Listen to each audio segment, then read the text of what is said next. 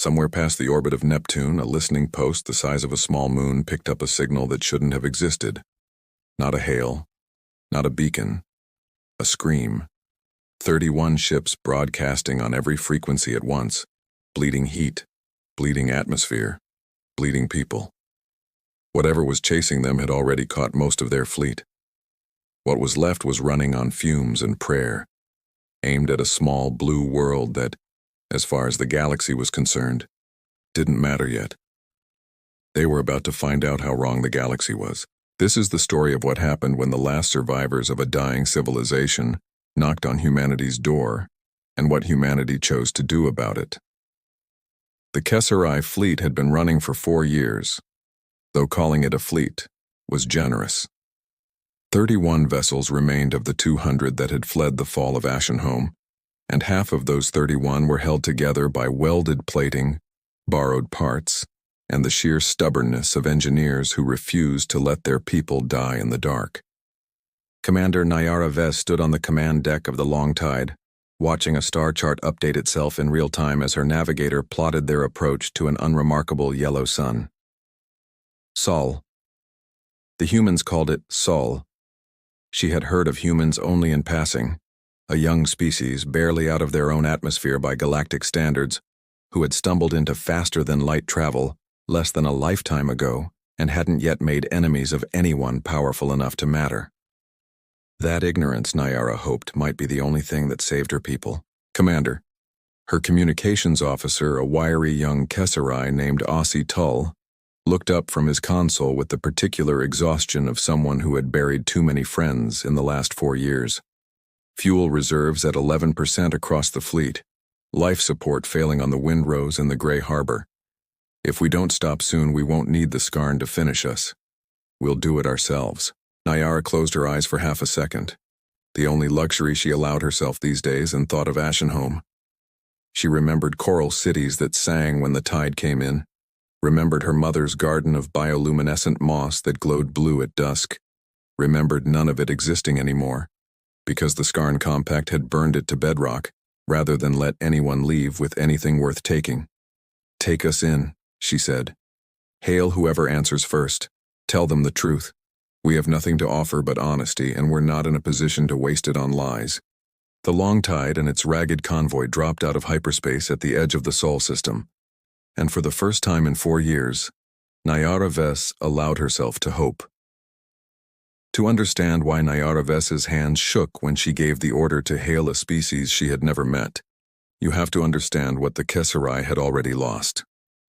Ashenhome had been, by every account of every visitor who had ever seen it, one of the most beautiful worlds in its stretch of the galaxy. Its oceans were not water in the way Earth's were, but a mineral-rich fluid that refracted light into slow, drifting rainbows during the day, and glowed with its own soft bioluminescence after dark, as though the whole planet breathed light instead of air. The HFY had built their cities not on the ground, but suspended above the coral reefs on vast anti-gravity platforms, connected by bridges that hummed faintly with captured starlight, so that from orbit, the night side of the planet looked like a web of constellations someone had draped gently across the water. Nayara had grown up in one of those cities. She remembered her mother's garden of moss that glowed pale blue in the evenings, remembered running across suspension bridges as a child with her hands trailing through captured light, remembered believing, the way children everywhere believed, that the world she was born into was permanent. The Skarn Compact had wanted Ashenhome's resources, rare minerals suspended in its strange oceans, valuable enough that the Compact considered the entire planet worth acquiring outright, rather than negotiating for. When the HFY Council refused to cede sovereignty, the Compact's response had not been a war in any sense Nayara would have recognized as fair. It had been an extermination event disguised as a punitive strike. Orbital bombardment, cities burned from above before evacuation ships could clear the atmosphere. An entire civilization's accumulated history, its art, its architecture, its languages, its 500,000 years of memory, reduced to bedrock and ash in under 72 hours, so that nothing would remain worth the trouble of negotiating over ever again. Nayara had been 26 years old, a junior officer aboard an evacuation transport. when she watched her homeworld disappear behind them through a rear viewport, already dark where its cities used to glow. She had not cried then. She had been too busy helping load frightened children onto lifeboats to process what she was losing. The grief came later, in pieces over years, the way grief does when there's no time to feel it all at once. That had been 3 generations ago by HFY reckoning. The survivors had aged, had children, had grandchildren, all of them born and raised aboard ships, running from system to system, always precisely one step ahead of Skarn hunter fleets that never quite stopped looking. 200 ships had fled Ashenhome. By the time the long tide limped into the Sol system, 169 of them were gone, destroyed in skirmishes, abandoned when they broke down beyond repair, or simply lost in the vast dark between systems where the Compact's patrols eventually found them.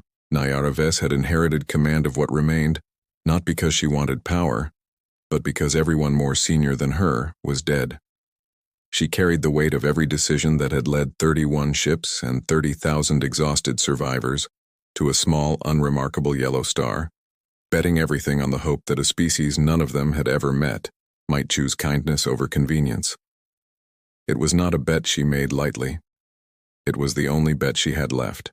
The human patrol vessel that intercepted them was small, barely a third the size of the long tide, but it moved with a confidence that made Nayara's tactical officer nervous. "They're hailing us," Aussie said. "Put it through." The screen resolved into the face of a human man, dark-eyed, dark-haired, wearing a uniform the color of deep water. He looked young for a command position, and there was something in his expression, not fear, not suspicion, but a kind of careful, deliberate calm that told Nayara he had already guessed this was going to be a conversation that mattered. "This is Captain Daniel Reyes, United Earth Defense Fleet, Vessel Halcyon. You've entered a protected system without clearance. State your intentions, and state them fast. You've got 30 ships venting atmosphere, and I don't have time for games." Nayara straightened, though her legs were shaking. She had rehearsed this 100 times in the silence of her own quarters, and every version had sounded stronger than she felt now. "Captain Reyes, I am Commander Nayara Ves of the Kesserai people. We are not an invasion force. We are what's left of a civilization. 4 years ago, the Skarn Compact destroyed our homeworld and has hunted the survivors ever since. We had 200 ships when we fled. We have 31 now, and most of those are dying." She paused, forcing the next words out before her throat could close around them. "We are asking for asylum. We have nothing to give in return, except our word that we will never bring harm to your people. We understand if the answer is no. But I am asking you not to let us die in your front yard without at least carrying the request to whoever can say yes." For a long moment, Captain Reyes said nothing. Then he did something Nayara hadn't expected. He nodded once like a man who had just decided something important about the universe. "Hold your position, Commander. Do not power weapons. Do not attempt to land on any inhabited world. And do not lose hope. I'm relaying this to UEDF Command and Earth's Unified Council right now. That's a decision above my rank, but I promise you, it will not sit on someone's desk while your people die waiting for it." "Thank you," Nayara said, and meant it more than any 2 words had ever been meant in her life. The channel closed. Nayara sat back down in her command chair and, for the first time in 4 years, let herself cry, quietly, so her crew wouldn't see. Hours became a day. A day became 3. Aboard the long tide, rationing tightened to a single meal every 36 hours. Dr. Sana Rel, the fleet's senior physician, worked in a medical bay never designed to treat this many patients with this little equipment, and every hour she lost someone new, an elder who simply stopped fighting, a child whose small body couldn't fight off an infection that would have been trivial with proper medicine. Nayara walked the corridors every day because her people needed to see her standing, even when standing felt impossible. In the lower decks, families huddled together under blankets stitched from old uniforms because the heating systems had failed on half the ships. In what remained of a cargo bay converted into a nursery, children who no longer had the energy to cry simply lay quietly, watching nothing, waiting for nothing, because they had learned that waiting rarely brought good news. "Commander." Dr. Rel found her there on the 3rd day, her hands trembling from exhaustion, We lost 9 more since this morning. I don't have the supplies to keep doing this, if the humans don't answer soon. They will, Nyara said, with more certainty than she felt. You don't know that. No, Nyara admitted. But I have to believe it, because the alternative is that I brought 30,000 people to die slowly in someone else's front yard instead of quickly in the dark. And I cannot carry that thought and still function. So I choose to believe. That night, the message came. Ossie's voice cracked with something between exhaustion and disbelief as he called Nyara to the bridge. She ran, actually ran, something a Kesserai commander of her rank almost never did in front of crew, and arrived breathless as the view screen resolved into the image of a human woman with silver-streaked hair and eyes that had clearly seen more than one difficult night. Commander Vess, I am First Counselor Mireya Adeyemi of the Unified Earth Council. I speak on behalf of Earth and its allied stations. Nyara held her breath. Your request has been reviewed, Adeyemi continued. I won't pretend the debate was easy. Some of my colleagues worried about resources. Some worried about drawing the attention of whoever is hunting you. Those are not small concerns, and I won't insult you by pretending they didn't matter. She paused and something in her expression softened. But in the end, the council agreed on one thing. A species that turns away the dying because helping them might be inconvenient doesn't deserve to call itself civilized. Commander Vez, on behalf of humanity, you and your people are granted asylum, effective immediately. For a moment, nobody on the Long Tides Bridge breathed. Then the silence broke into something Nyara had not heard from her people in 4 years. Real, unguarded joy. Ossi put his head in his hands and wept openly. Somewhere behind her, 2 crew members who had lost everyone they loved on Ashenhome embraced like siblings. We are preparing a home for you, Adeyemi said. An orbital station called Meridian, built between Earth and Mars. It was never fully populated. It will be yours now. Ships are already inbound with supplies, medical teams, and construction crews. Commander, welcome home. We are in your debt, Nyara managed. No debt, Adeyemi replied simply. When someone is drowning, you don't send them an invoice for the rope. Welcome to the Sol system, Commander. You're safe now. The transmission ended, and Nyara Vess stood on the bridge of the Long Tide surrounded by a crew that had forgotten for one night what it felt like to be afraid. But she also knew in the part of her mind that never fully rested that the Skarn Compact did not forgive defiance, and they never ever stopped hunting what they considered theirs. This was the beginning of safety. It was not the end of the danger. The Kesserai fleet approached Meridian Station 3 days later, and Nyara watched through the viewport as the structure grew from a distant glint of metal into something genuinely staggering, a vast rotating ring of glass and steel, easily large enough to house hundreds of thousands, gleaming in the sunlight like something out of a story her people used to tell their children about paradise. It's enormous, Ossi said, reading his sensors, and it's completely empty. They built all of this and never used it, and now they're giving it to us, Nyara murmured, unable to fully believe it. When she stepped onto the station for the first time, a human was waiting for her, tall, broad-shouldered, wearing coveralls stained with grease and welding scorch marks, with a smile that seemed entirely unbothered by the fact that she was meeting an alien commander for the first time in her life. Commander Vess, Priya Nair, Station Construction Lead. Welcome to Meridian. She extended a hand. Nyara had studied enough about human customs during the long wait to recognize the gesture and shook it carefully. Ms. Nair, this station is remarkable. Call me Priya, and buckle up because you haven't seen anything yet.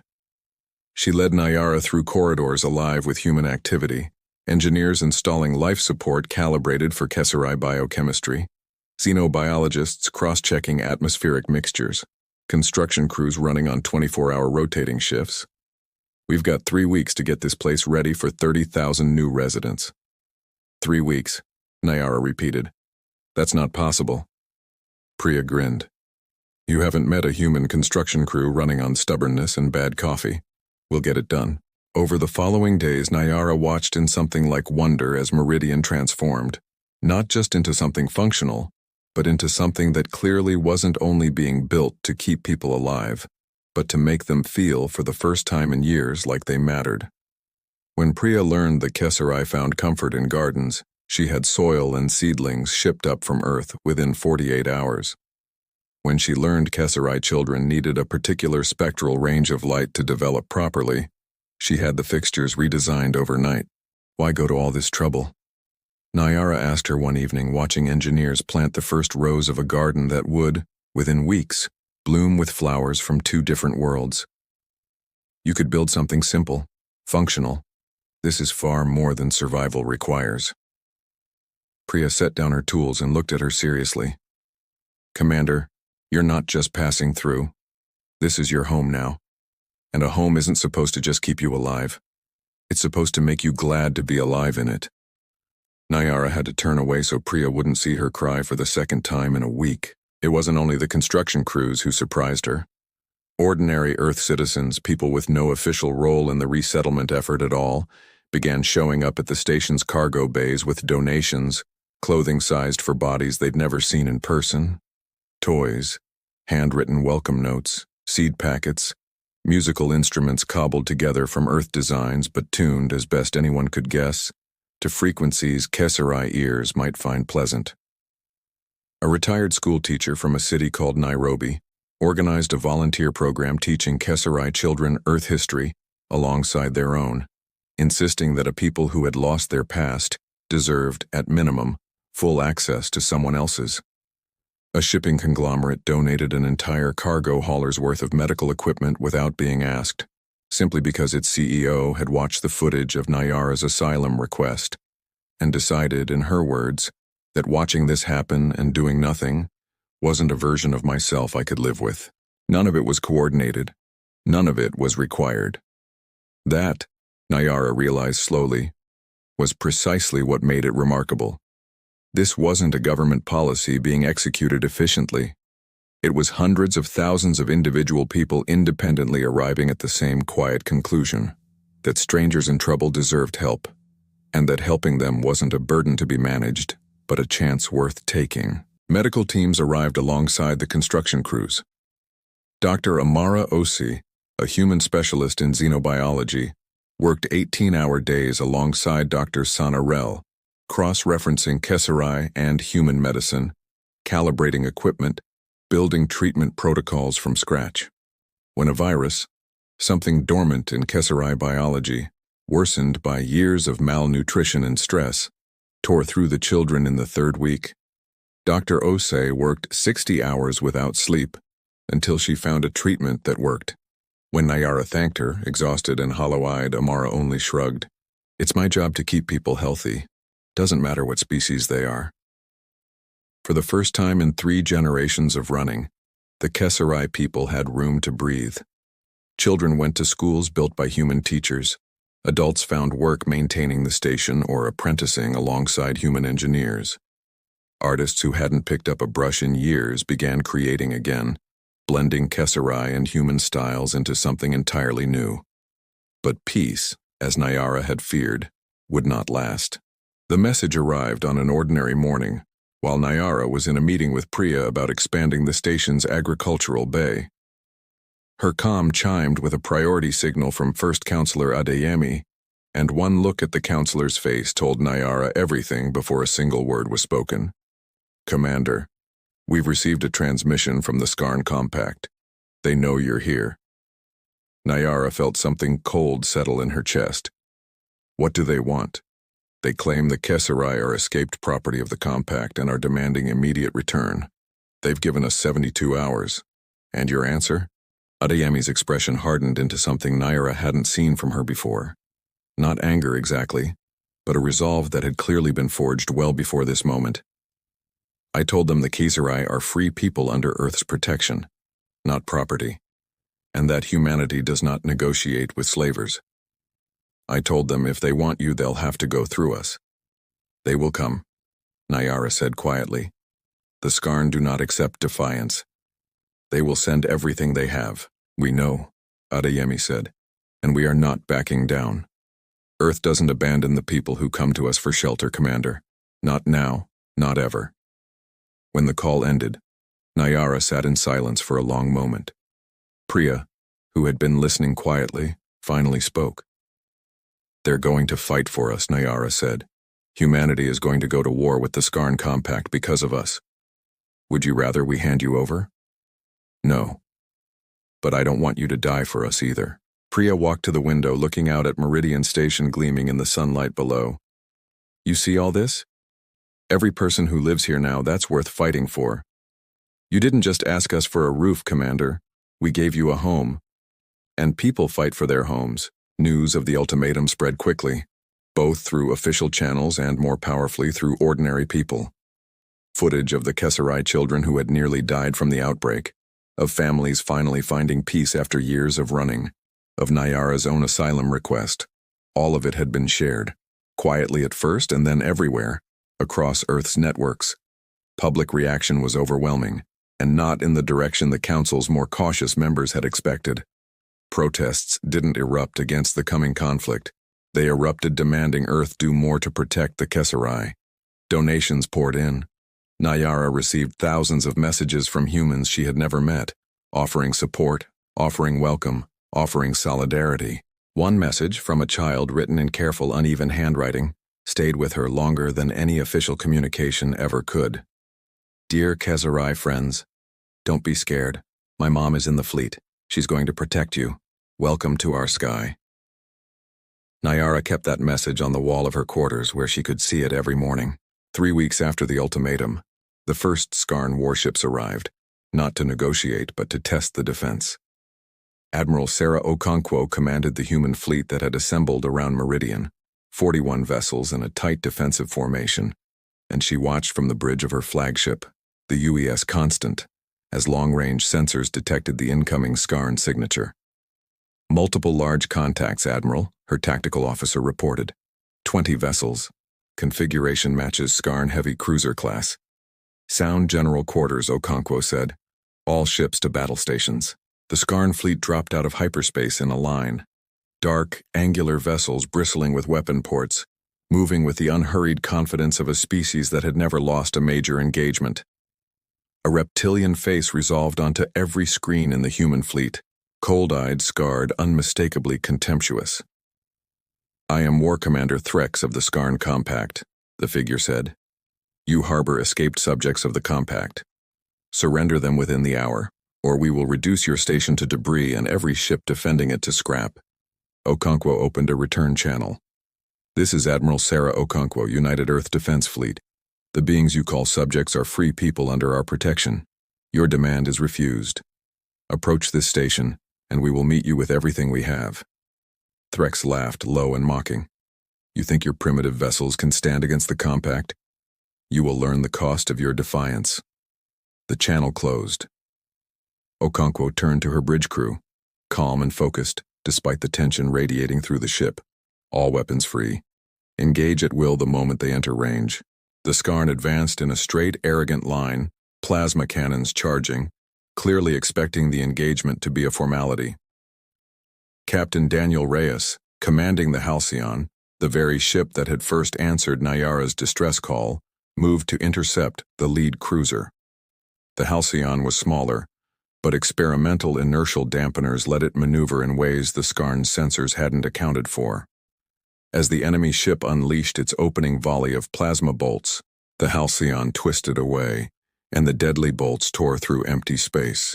Then the Halcyon answered, not with energy weapons but with railguns.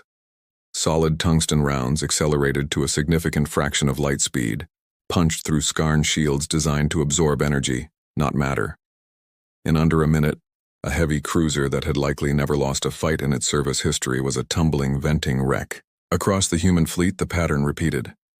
Smart missiles wove through Skarn point defense, splitting into multiple warheads mid-flight, each one independently targeting weak points in enemy hulls. Human ships moved in coordinated, unpredictable patterns, never lingering long enough for the Skarn to establish a solid firing lock, a swarm tactic built on speed and coordination rather than brute strength. The Skarn fought back hard. Their shields absorbed most hits, their armor was thick, and when their weapons connected, the damage was catastrophic. The UES Meridian's Hope took a direct plasma hit and simply ceased to exist. But for every human vessel lost, 2 or 3 Skarn ships were crippled or destroyed. "Concentrate fire on the flagship," Okonkwo ordered. "Bring down their command vessel." Every available weapon in the human fleet turned toward Threx's ship. Railgun rounds hammered failing shields. Missiles swarmed like angry insects. Alarms screamed across the Skarn flagship as hull breaches spread through multiple decks. Threx stared at his tactical display in disbelief. Half his fleet was gone or disabled. His intelligence had been catastrophically wrong. These were not the primitive defenders he'd been briefed to expect. They were skilled, coordinated, and fighting for something they clearly believed in. Aboard the Halcyon, Daniel Reyes watched his tactical display with grim focus. As 3 more Skarn cruisers broke formation, their captains no longer trusting Threx's orders to hold the line. He'd fought skirmishes before, small border actions against pirates and rogue mining consortiums, but nothing that had prepared him for the strange, cold clarity of commanding a ship in a battle where losing meant more than losing a ship. It meant 30,000 people who had already lost everything once would lose it again, permanently with no one left to run to. "Captain, we've got a Skarn destroyer breaking toward the station's southern docking arm," his weapons officer called out. "It's going to get past our screen, not on my watch." Reyes brought the Halcyon around hard, G-forces pressing his crew into their harnesses, and put every remaining railgun round he had into the destroyer's engine block before it could complete its run. The ship spun off course, venting plasma, and drifted harmlessly out of the fight. Reyes allowed himself exactly 1 breath of relief before the next threat lit up his display. It was that kind of battle, not one decisive maneuver, but hundreds of small, desperate ones, fought simultaneously across a battle space the size of a small moon, each ship's crew making split-second choices that, multiplied across the entire fleet, gradually tipped the balance. "Order the retreat," Threx snarled, the words bitter in his mouth. "Fall back to jump range." The surviving Skarn ships fled. The human fleet pursued them only to the edge of the system, then let them go. There was no glory in slaughtering a retreating enemy. On Meridian Station, Nyara had watched the entire engagement from the command center, her hands gripping the railing until her knuckles ached. When the all-clear sounded, she sat down and wept, not from fear, but from a crushing mixture of gratitude and guilt. People had died. Humans she had never met had died defending strangers. Lieutenant Liam Brooks, a young human security officer assigned to the station, found her there an hour later. "People died for us today," she said quietly. "Humans I never met. Why would you sacrifice so much for strangers? You gain nothing from this." Liam sat down beside her. "My grandmother used to say a civilization is measured by how it treats people who can't protect themselves. Anyone can conquer. It takes real strength to defend somebody who has nothing to offer you back. That's what separates the ones worth being proud of from the ones that aren't." Nyara looked at him, young, certain, unshaken. "I wish more of the galaxy thought the way you do." "Maybe they will," Liam said. "Maybe watching Earth stand up to the Skarn will remind some of them that they're allowed to." He had no way of knowing yet how right he was. In the months that followed, word of the battle spread, not just across Earth but across the wider galaxy, carried by trade routes and diplomatic backchannels to species who had quietly submitted to the Skarn Compact out of fear, believing resistance was pointless. Ambassador Nicole Okafor was given an unusual assignment: travel from world to world, carrying footage of the battle and a simple, dangerous proposition, a coalition of free worlds, built not around conquest, but mutual defense. It was not an easy sell. Species that had bent the knee to the Skarn remembered exactly what happened to worlds that resisted: burned cities, enslaved populations, entire cultures erased as examples. But Nicole had something they hadn't seen in a long time: proof that the Compact could bleed. "I am not asking you to sacrifice your worlds," she told the Talvasi Council on their frozen homeworld. "I am asking you to stand with us. Alone, we all eventually fall. Together, we might not." An elderly Talvasi ambassador named Kess studied the battle footage with tears in her eyes. "You fought for beings you barely knew," she said. "Humans died protecting refugees who had nothing to offer them. We believed that kind of compassion didn't exist anymore in this galaxy. It's not extinct, Nicole said. It just needed somewhere to grow again. Slowly, cautiously, a coalition began to form. Species began rebuilding militaries they had let atrophy under decades of submission, training soldiers, constructing ships, preparing for the first time in a long time to stop kneeling. Not every world Nicole visited said yes.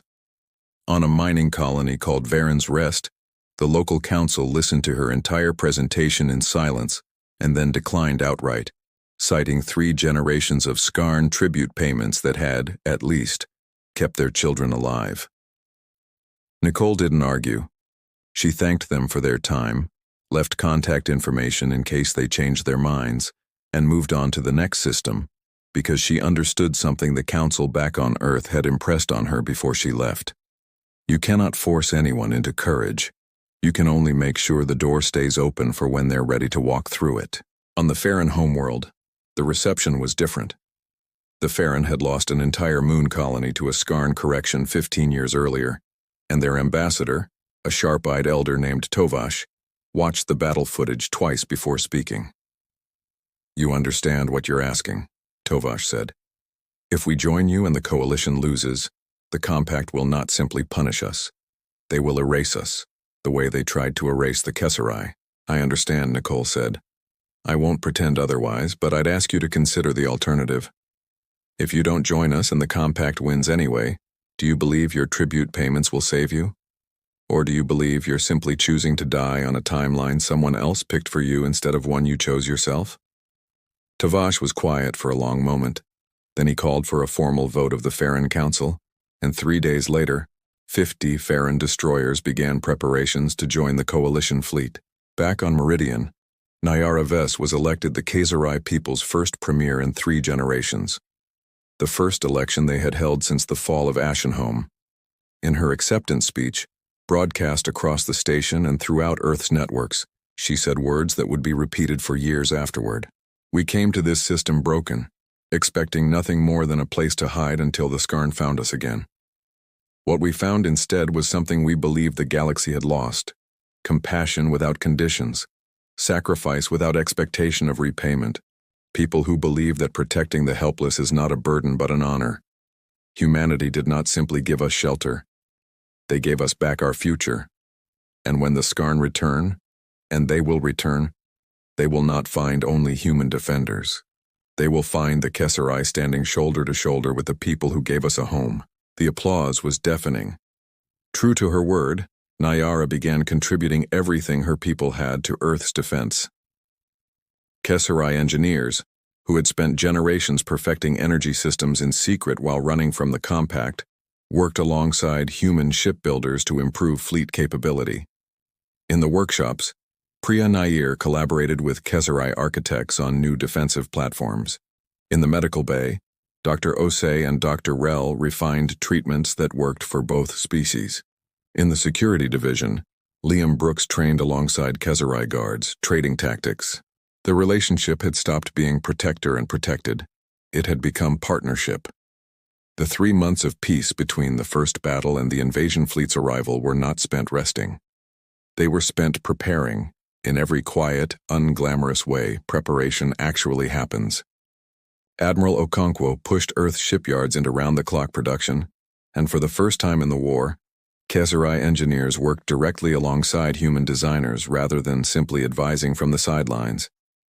Kesh Talon, still recovering from the injuries he'd taken during the boarding action, spent his convalescence sketching modifications to railgun capacitor arrays based on power distribution techniques Ashenhome's engineers had developed generations earlier for entirely different purposes, techniques nobody in the Sol system had ever seen, because nobody in the Sol system had ever needed to squeeze that much output from that little mass.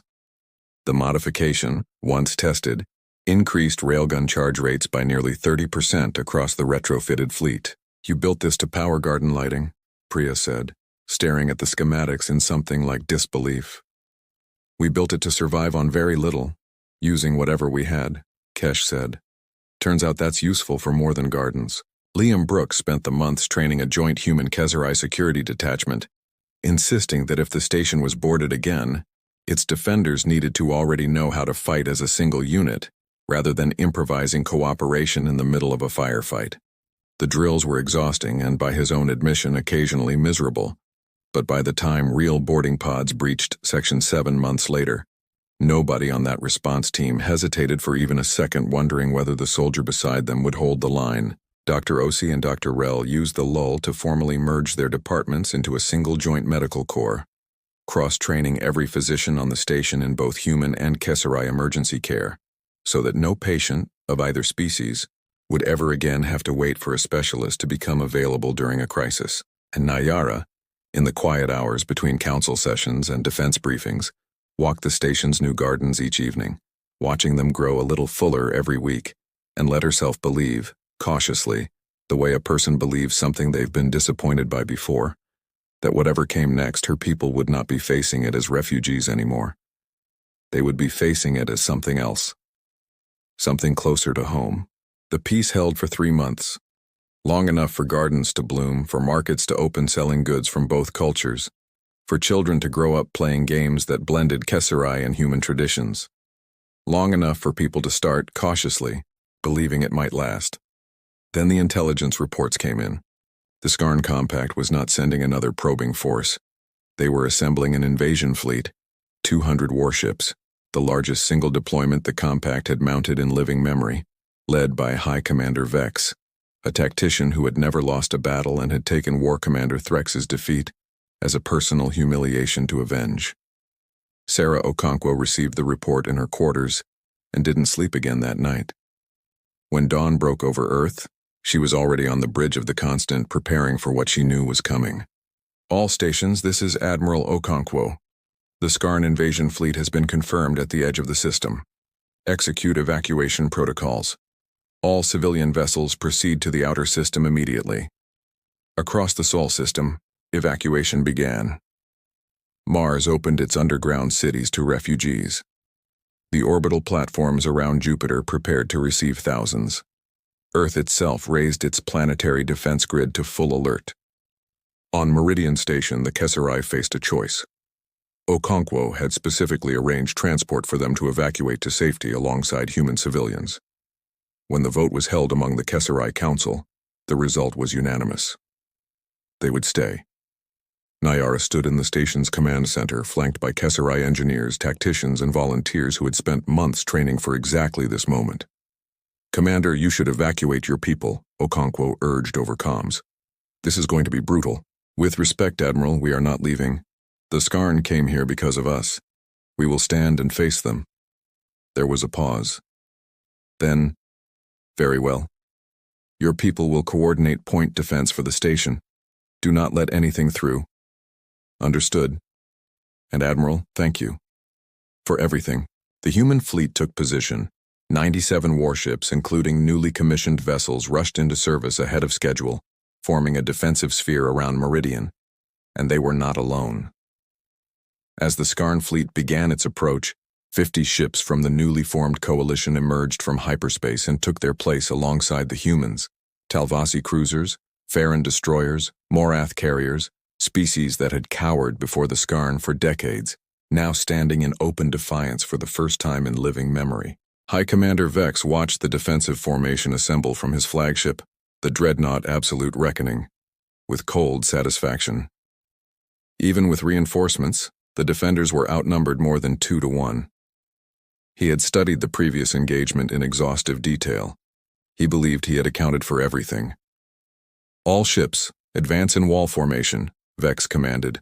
"Overwhelming firepower. Crush them completely." The Skarn fleet advanced as a solid, intimidating wall of metal and weapons fire, designed to break enemy morale before the first shot was ever exchanged. Admiral Okonkwo watched them come, motionless. "All ships, hold position. Let them enter the kill zone." The Skarn drew closer, weapons charging, confident in their overwhelming numbers. "Now," Okonkwo said quietly. Space erupted. Hidden throughout the asteroid debris and small moons near the system's edge, hundreds of automated defense platforms, disguised for weeks as derelict wreckage, activated simultaneously. Railgun batteries opened fire from every direction, missile pods launched in massive coordinated salvos. The Skarn's wall formation, built to maximize forward firepower, was suddenly taking fire from above, below, and both flanks at once. Ships exploded as shields overloaded, and the perfect formation shattered as Skarn commanders scrambled to respond to threats from directions they hadn't prepared for. Vex adapted fast. He was, after all, undefeated for a reason. Break into attack groups, flank their positions, focus fire on capital ships. The battle dissolved into chaos. The Skarn fleet split into smaller strike groups, each attempting to overwhelm sections of the defensive line. The human and coalition ships responded with tactics drilled relentlessly over the previous months. Fast attack runs, coordinated crossfire, constant movement, never remaining still long enough to become an easy target. Captain Daniel Reyes, now commanding the newly built UES Liberty, was ordered to protect Meridian Station at all costs. When a Skarn heavy cruiser broke through the defensive perimeter and made a run for the station, Reyes moved to intercept. Outgunned in a direct confrontation, he instead used Jupiter's gravity well to slingshot the Liberty to speeds that made half his bridge crew grip their consoles in alarm, emerging behind the cruiser with weapons already firing. Railgun rounds tore through the enemy engines before it could turn to bring its own weapons to bear. The cruiser began tumbling toward Jupiter's crushing atmosphere, its threat neutralized.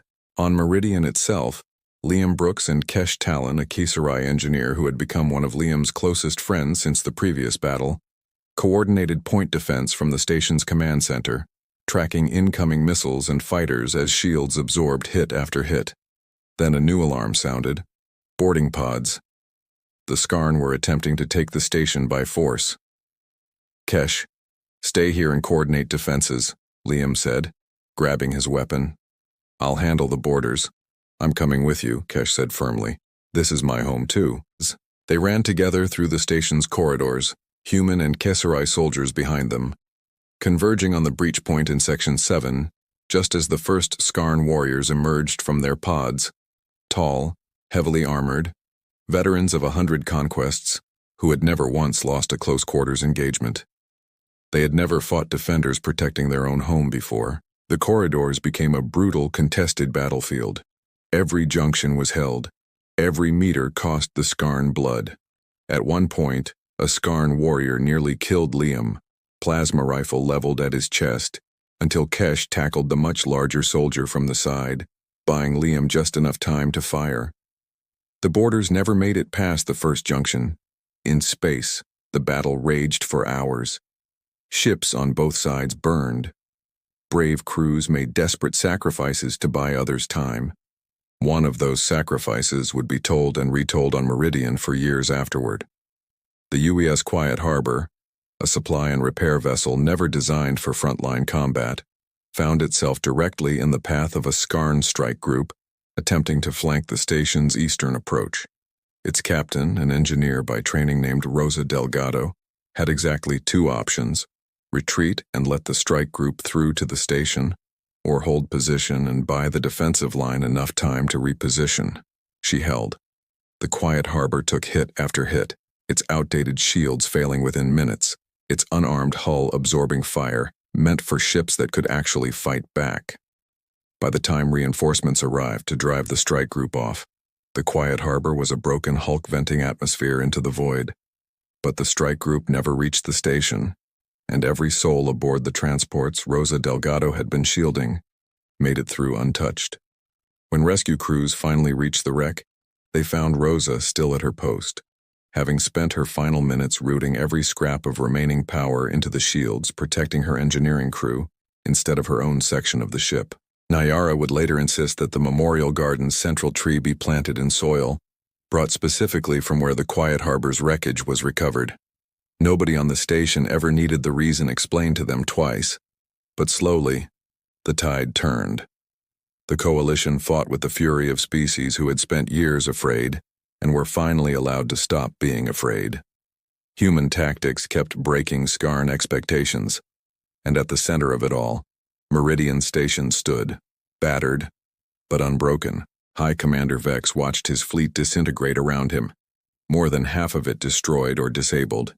His own flagship failing across multiple decks, and understood, with a kind of disbelief that had never touched him before, that he was losing. "All ships retreat," Vex ordered, the words tasting like ash. The surviving Skarn vessels fled. The coalition pursued only to the edge of the system, ensuring they were truly gone, then stopped. There was no glory to be had in slaughtering the retreating. The final cost was steep. 23 human ships destroyed, 15 coalition vessels lost, thousands of lives gone. But Meridian Station stood. The Kazari were safe, and the Skarn compact had been broken, decisively, for the second time. Admiral Okonkwo sat in her command chair afterward, uniform torn, exhausted past the point of words, and allowed herself to feel, for one moment, the weight of what they'd survived. Nayara contacted her from the station, looking as hollowed out as Okonkwo felt. "Admiral, I don't know how to thank you. Your people gave everything to protect mine." "You're not separate from us anymore, Commander," Okonkwo said. "You're part of us now. When one of us is threatened, all of us respond. That's what it means to belong somewhere. And you belong here now in every way that matters." Across Earth, celebrations broke out not because a war had been won, but because lives had been saved. Because when refugees had come asking for shelter, the answer had been yes, and that yes had been backed with everything Earth had. The story spread across the galaxy far faster than any diplomatic cable could travel. The Skarn Compact, undefeated for generations, had now been broken twice by a young species and the allies it had inspired. Species who had knelt out of fear began, quietly and then not so quietly, to reconsider whether kneeling was truly their only option. The coalition of free worlds grew. More species joined. More fleets were built, this time not out of desperation, but out of the dangerous, contagious idea that resistance was actually possible. The age of Skarn domination had begun unmistakably to end. On Meridian's observation deck, Liam and Kesh watched the sun rise over Earth, the station's damage already being repaired around them. "Do you think they'll come back?" Kesh asked. "Maybe," Liam said. "But if they do, we'll be ready. And we won't be alone." Kesh nodded slowly. "I've been thinking about what you said. About civilizations being measured by how they treat the people who can't protect themselves. What about it? I think humanity just taught the entire galaxy something it had forgotten how to believe." A year after the battle, Meridian Station was no longer a refugee camp. It was a home, gardens blooming with flora from two worlds, markets trading goods between cultures, schools filled with children who had never known anything but safety, artists creating work that belonged to neither species alone and to both at once. Nayara Vess stood at the edge of the new memorial garden, planted where the worst of the fighting had scarred the station's outer hull, now overgrown with flowers grown from seeds preserved since Ashenhome and cuttings brought up from Earth, growing together in soil that belonged to neither planet. She thought of her mother's garden, gone now, existing only in memory. She thought of the 200 ships that had once carried her people, reduced to 31 by the time they'd found Earth. She thought of Captain Reyes's voice on that very first transmission, "Hold your position and don't lose hope," and how impossible that instruction had felt at the time, and how right it had turned out to be. Civilizations, she had come to believe, weren't measured by how large their fleets were, or how far their borders stretched, or how long they had existed. They were measured in the end by a single question. When someone with nothing left came asking for shelter, what did you choose to do? A soft chime interrupted her thoughts. A message from Priya, now leading the station's permanent expansion office, asking whether Nayara wanted to review designs for a second memorial garden, this one to be planted on the rebuilt Varen's Rest colony, which had quietly reached out to join the coalition 8 months after first declining. Nayara smiled and replied that she'd review the designs personally, and that she wanted native Ashenhome moss included in the planting list if any viable cuttings still existed anywhere in the fleet's seed vaults. They did. Dr. Rell had been keeping a small, carefully guarded reserve since before the long tide had even reached the Sol system, cuttings preserved, she admitted later, just in case there was ever ground worth planting them in again. There was now. There was ground on Meridian, and soon there would be ground on Varen's Rest, and perhaps, one day, ground on worlds Nyara hadn't even imagined yet. All of it slowly, stubbornly, growing the same pale blue moss that had once lit her mother's garden on a planet that no longer existed anywhere except in memory and moss, and the children who would grow up hearing its story. Humanity had chosen, and the galaxy would never be quite the same because of it.